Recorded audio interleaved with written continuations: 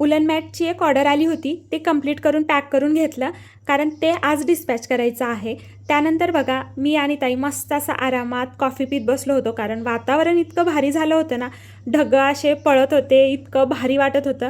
तर मस्त असं आरामात बाहेर बसलो होतो आणि दिवसभराचा आमचा पसारा आता तुम्हाला दाखवते. म्हणजे रूममध्ये जर कोणी सोयरा दायरा आला ना, पाऊल टाकायला जागा नाही, असा धिंगाणा आम्ही सध्या करून ठेवत आहोत.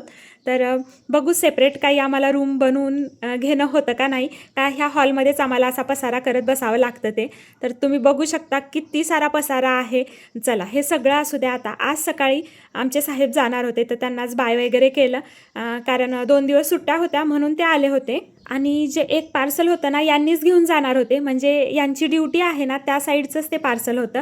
म्हणजे शिपिंग चार्ज एक्स्ट्रा कशाला लावायचा किंवा पोस्टनं कशाला पाठवायचं, कारण यांच्या रूटला एक्झॅक्ट जे गाव आहे ना, तिथं एखाद्या शॉपवर दिलं तर मग ते आमचे कस्टमर येऊन घेऊन जाणार होते. तर मग यांना बाय करून आता लेकरांच्या तयारीला आम्ही लागलोत, कारण कालपर्यंत सुट्टी होती आणि आता लेकरांची स्कूल चालू झालेली आहे.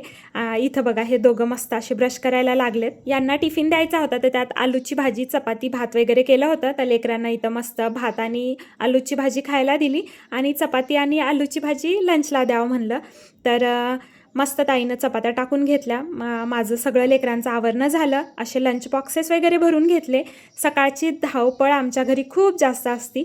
त्यानंतर लेकरांना पाठवून देऊन आरामात अशी ताईनं पूजा करून घेतली आणि नंतर आता आम्हाला बसायचं होतं आमच्या कामाला, म्हणजेच आमचे जे ऑर्डर्स होते ते कंप्लीट करायला आणि 1-2 यूट्यूबचे व्हिडिओज वगैरे आहेत ते पण बनवायचे होते.